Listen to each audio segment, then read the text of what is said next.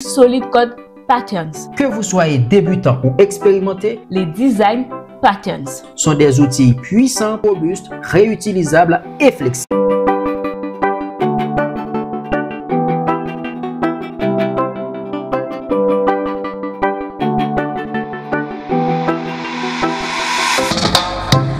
Salut à tous et bienvenue sur la chaîne Solid Code App.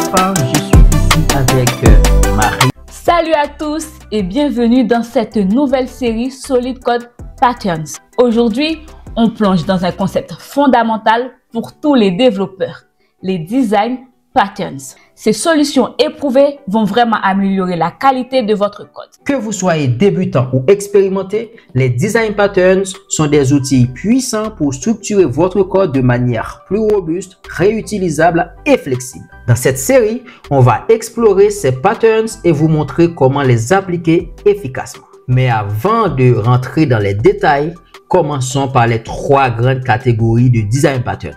Les patterns créationnels, les patterns structurels et les patterns comportementaux. Vous allez vite comprendre comment ces patterns peuvent résoudre des problèmes récurrents dans vos projets. Avant de rentrer dans le vif du sujet avec les patterns de création, structurels et comportementaux, il faut d'abord comprendre d'où viennent ces concepts. Et tout commence avec les Gang of Four ou GOF. Le Gang of Four n'est pas un groupe de gangs aux États-Unis. Le Gang of Four fait référence aux 4 auteurs qui ont écrit le livre Design Patterns, Elements of Reusable Object-Oriented Software en 1994. Ce livre a révolutionné la manière dont les développeurs abordent la conception logicielle. Ces 4 auteurs, Eric Gama, Richard Helm, Ralph Johnson et John Vlesides, ont formalisé et documenté 23 design patterns qui sont toujours les fondations des meilleures pratiques en programmation orientée objet. Pour info, design patterns, en français c'est patron de conception. Ces 23 patterns sont répartis en 3 grandes catégories. Les patterns créationnels, les patterns structurels et les patterns comportementaux. Chaque pattern résout des problèmes récurrents en conception logicielle. Alors, voyons ensemble ce que fait chacun de ces 23 design patterns de GOF. Commençons par les patterns de création. Singleton Pattern permet de garantir qu'une classe n'a qu'une seule instance et fournit un accès global à cette instance. Factory Method Pattern permet de définir une méthode pour créer des objets, mais laisse le choix de la classe concrète à ses sous-classes. Abstract Factory Pattern permet de créer des familles d'objets liés sans spécifier leur classe concrète.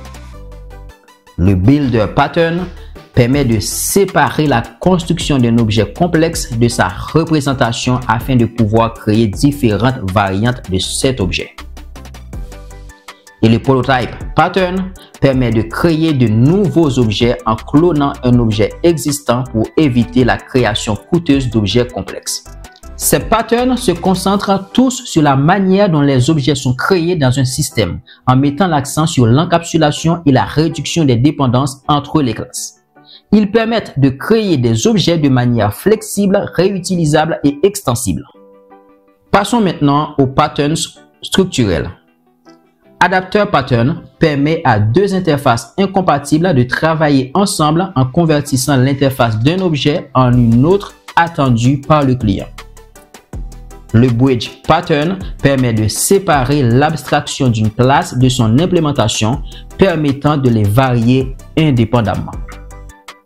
Le Composite Pattern permet de traiter les objets individuels et les compositions d'objets de manière uniforme.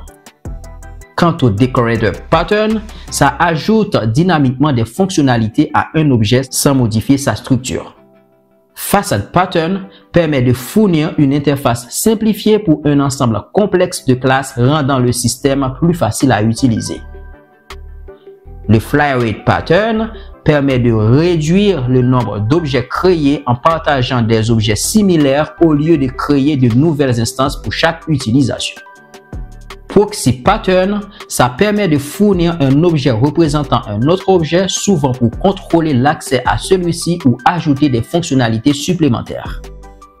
Chaque pattern structurel traite de l'organisation et de la composition des classes et objets dans un système pour faciliter leur gestion et leur extension. Maintenant, faisons connaissance avec les patterns comportementaux. Chain of Responsibility Pattern permet de passer une requête le long d'une chaîne d'objets où chaque objet traite ou transmet la requête à l'objet suivant. Command Pattern encapsule une requête en tant qu'objet, permettant de paramétrer des objets avec des requêtes et les mettre en file d'attente ou d'annuler les opérations. Interpreter Pattern définit une grammaire et permet d'interpréter des expressions dans cette grammaire à l'aide des classes spécifiques. Iterator Pattern permet de parcourir des éléments d'un objet abrégé comme une liste sans exposer sa structure interne. Mediator Pattern centralise la communication entre plusieurs objets pour éviter que ceux-ci ne communiquent directement entre eux. Memento Pattern permet de capturer et restaurer l'état interne d'un objet sans violer l'encapsulation. Observer Pattern permet de définir une relation 1 à plusieurs entre des objets, où un objet, le sujet, va notifier automatiquement ses observateurs de tout changement. State Pattern, ça permet de changer le comportement d'un objet lorsqu'il change d'état interne, en déléguant le comportement à des objets représentant ces états. Strategy Pattern permet de définir une famille d'algorithmes et permet de rendre interchangeable et de sélectionner dynamiquement l'algorithme approprié. Template Method Pattern définit le squelette d'un algorithme dans une méthode, laissant certaines étapes à définir par des sous-classes. Visitor Pattern permet d'ajouter de nouvelles opérations à des objets existants sans modifier leur classe en ajoutant une nouvelle classe Visitor. Ces patterns comportementaux traitent de la manière dont les objets interagissent entre eux et comment leurs comportements peuvent être modifiés de manière flexible et réutilisable. Bien que ces 23 patterns aient été conçus au début des années 90, ils restent d'actualité. Leurs principes de base peuvent être appliqués non seulement en Java, mais aussi dans pratiquement tous les langages modernes. Python, C++, JavaScript, etc. Et ces patterns ne sont pas seulement théoriques. Ils sont utilisés dans des situations réelles pour améliorer l'efficacité, la maintenabilité et la flexibilité du code. Maintenant, pourquoi tu devrais t'intéresser au design pattern du Goff? Les design patterns du Goff ne sont pas seulement là pour résoudre des problèmes techniques.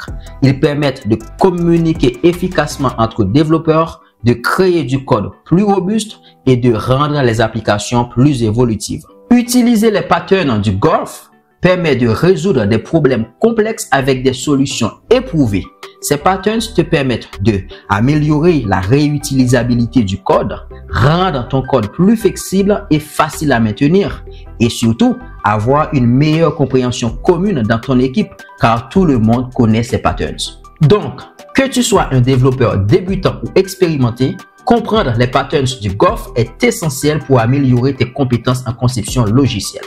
Il constitue la base sur laquelle beaucoup d'autres patterns ont été construits et c'est pourquoi il est essentiel de les connaître. Alors, si tu veux vraiment devenir un pro du design et améliorer tes compétences en architecture logicielle, comprendre et appliquer ces 23 patterns du Goff est un must. Et voilà, maintenant vous avez une bonne vision des 3 grandes catégories des design patterns: créationnels, structurels et comportementaux, ainsi qu'une liste des principaux patterns dans chaque catégorie. Ce sont des outils très puissants pour rendre votre code plus modulaire et flexible. Dans les prochaines vidéos, on va approfondir chaque pattern et vous verrez comment les mettre en pratique dans vos projets. Si vous voulez vraiment rendre votre code solide, vous êtes au bon endroit. Et si vous avez aimé cette vidéo, n'oubliez pas de liker, de vous abonner et de poser vos questions en commentaire. On est là pour vous aider à comprendre et à appliquer ce concept dans vos projets. Et merci d'avoir regardé cette vidéo et à très bientôt pour la suite des Solid Code Patterns. Et d'ici là, continuez à coder parce que la pratique, c'est la clé.